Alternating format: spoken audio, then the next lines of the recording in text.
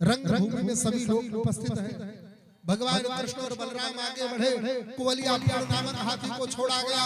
वो दहाड़ मारता हुआ चिढ़ाड़ता हुआ भगवान की ओर दौड़ा। कुवलिया को देख करके भगवान कृष्ण और बलराम तनिक भी नहीं डरे। कुवलिया जैसे भगवान के सन्मुख गया, अपने सूंड को पटक पटक कर अपने प्राण दे देता है। मैंने जिस कन्हैया को, जिस भगवान को भजा है, जिस परमात्मा ने मुझे ग्राह के मुख से बचाया है, उस परमात्मा को मैं मारूंगा। अरे मैंने मदिरा का पान किया है, मैंने मांस का भक्षण किया है, मैंने आज इतना पाप किया है कि मैं इस भगवान को स्पर्श भी नहीं कर सकता।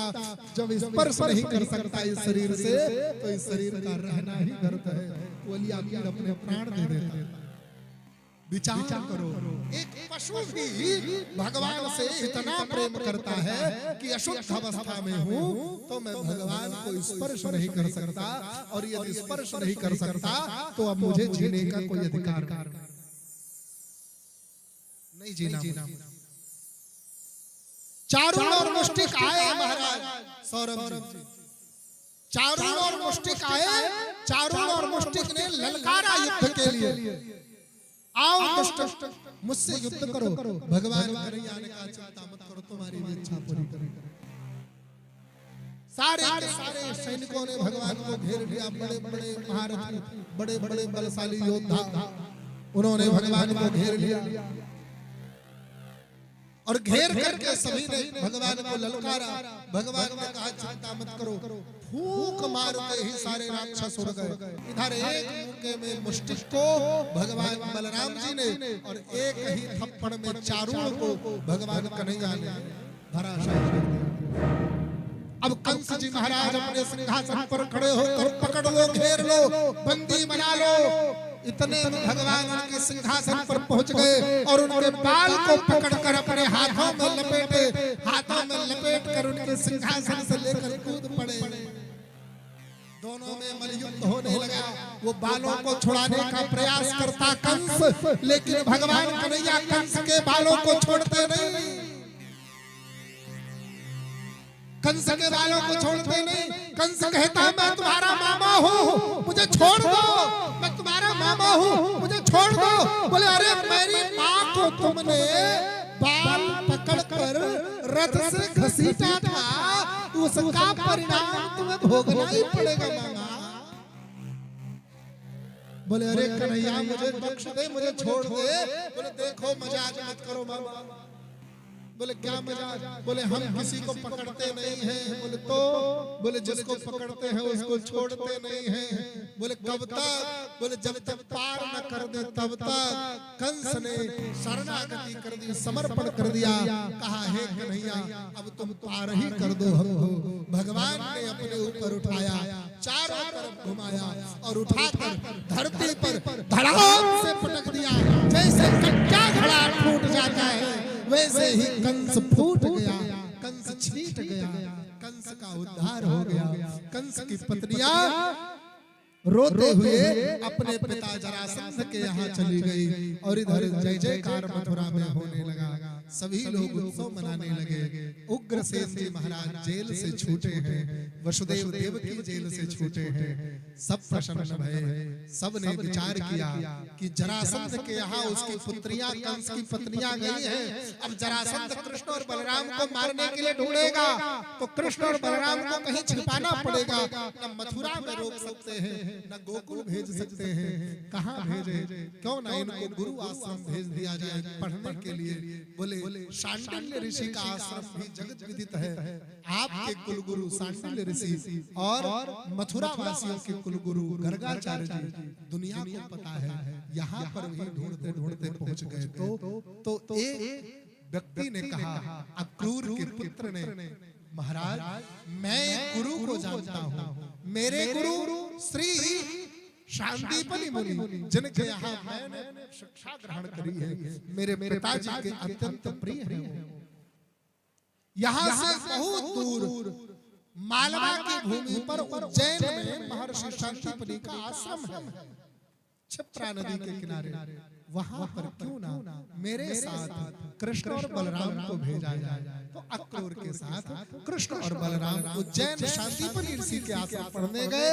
वहां पर पढ़ करके विद्या ग्रहण करते हैं, सुदामा से मित्रता होती है और परशुराम जी वहीं पर पहुंच करके उनको समस्त अस्त्र शस्त्र प्रदान करते हैं। और परशुराम जी एक संदेश और देते हैं, कन्हैया अब तुम मथुरा जाओ। मथुरा में जरासंध बार बार आक्रमण कर रहा है। मथुरा पहुंचे, माता देवकी पकवान बना रही थी तो भगवान कन्हैया को माता यशोदा और गोपियों की याद आ गई। बड़ा सुंदर प्रसंग है, समय रहता तो जरूर सुनाते।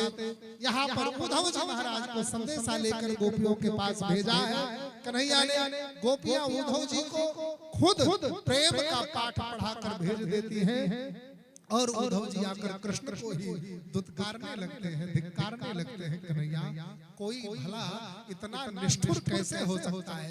अगर किसी को प्रेम करने वाली स्त्रियां इतने हद तक जा सकती हैं तो वो उनके बिना कैसे रह सकता है?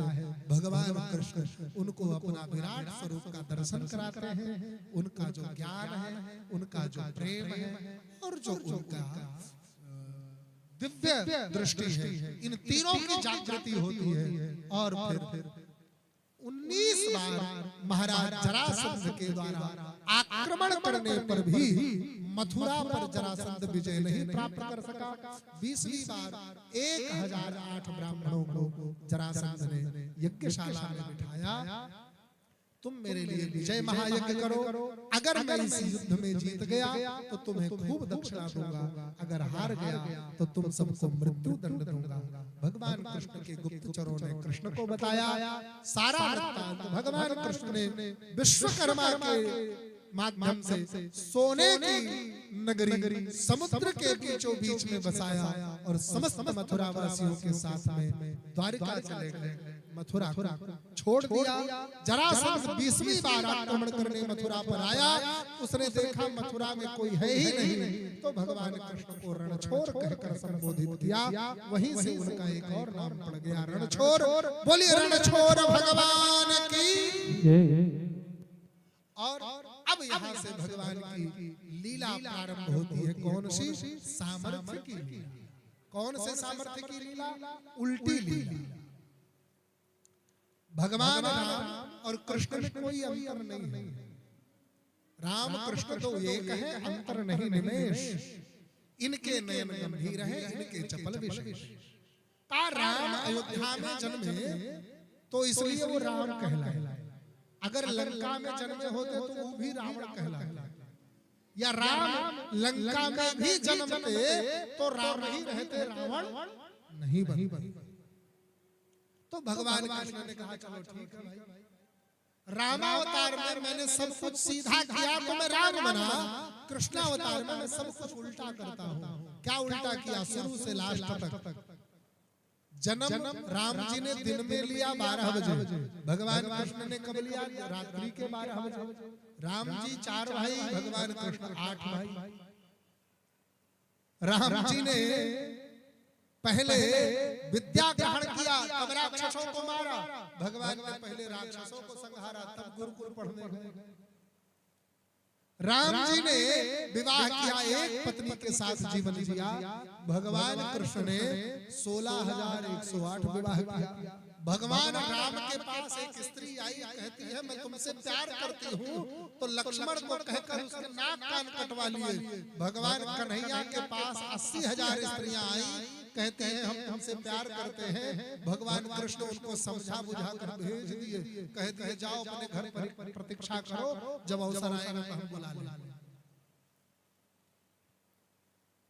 भगवान राम पत्थर का सेतु बांधकर लंका पर विजय प्राप्त करके भी लंका के राजा नहीं बने, और भगवान कृष्ण मथुरा छोड़ करके खुद राजा बनने के लिए, क्योंकि मथुरा के राजा उग्रसेन जी थे, मथुरा छोड़ करके खुद राजा बनने के लिए अपने बड़े भाई के रहते, अपने पिताजी के रहते, अपने बाबा जी के रहते और उग्रसेन जी नाना जी के रहते द्वारिका के राजा बन गए, वो भी सोने की नगरी।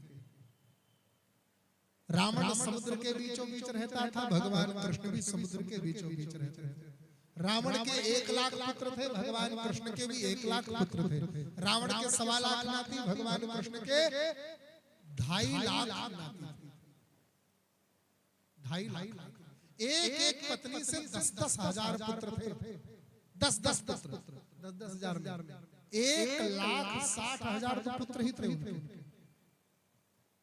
भगवान ऐसा राक्षसों का कुनबा इतना बड़ा था कि रावण जब अपने सिंहासन पर बैठता तो तीनों लोग को अपने कदमों में देखता।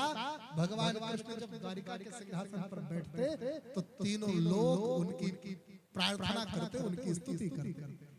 99 लाख यदुवंशी केवल अपने घर के उनके योद्धा, 99 लाख सर्वे। सोचिए जिसका परिवार इतना बड़ा हो वो भला क्यों से डरेगा? एक बार के लिए अगर काल भी उसके सामने आ जाए तो वो भी थर्राएगा। महाराज 99 लाख, लेकिन रावण का सर्वनाश रावण के सामने हुआ। बाद में रावण मरा। रावण ये जानता था कि मेरे द्वारा जन्माए मेरे कोई भी पुत्र मुझे अग्नि देने के लिए अब बचे नहीं हैं, तब मरा। और राम भगवान कृष्ण के सारे पुत्र आपस में लड़कर मर गए। भगवान कृष्ण को भी ये पता चल गया कि अब हमारे वंश में कोई पानी देने वाला नहीं बचा है। तब भगवान अपने गोलोक धाम, हे दुनिया के लोगों, आप विस्तार करो, अपना विस्तार बढ़ाओ, अपना सामर्थ्य बढ़ाओ, अपनी शक्ति बढ़ाओ, सब कुछ करो, लेकिन इतना मत बढ़ जाना, इतना मत बढ़ जाना कि आप सूख जाओ। जब पानी नदी से बाहर जाता है, समुद्र से बाहर जाता है तो सूख जाता है, और जब वो नदी में रहता है तो लहर बन करके लहराता है। तो महाराज जितना ही आप विस्तार करोगे उतना ही जल्दी सूखोगे, और जितना ही सीमित रहोगे उतना ही हरित रहोगे, हरे भरे रहोगे। भगवान कृष्ण ने कहा अगर भगवान भी इस दुनिया में आकर विस्तार करे, भगवान भी अपने सामर्थ्य का दुरुपयोग करे, यदि ब्रह्म भी इस संसार में आकर के अपने शक्तियों का प्रयोग करके अपने आप को सर्वशक्तिशाली बनाए तो उस भगवान का भी विनाश होगा। यही सृष्टि का नियम है, यही सृष्टि का यम सत्य है। तत्पश्चात कथा सुंदर सी आती है, जरासंध को हराया कब? बोले उस जरासंध को हराने के लिए राजन, जब आपके बाबा युधिष्ठिर जी ने राजसूय यज्ञ का आयोजन किया, तब आपके बाबा भीम और अर्जुन मिलकर के गए कृष्ण के साथ। युद्धम नो देहि राजेन्द्र भवन्तो यदि मन्यसे, हे राजन हमें युद्ध प्रदान करो, द्वंद्व सो यदि मन्यसे, हमें द्वंद्व युद्ध प्रदान करो। तब भीम जी महाराज ने द्वंद्व युद्ध करके कृष्ण की सहायता से उस जरासंध को मारा था, और उसके बाद संसार जरासंध के भय से मुक्त हो गया।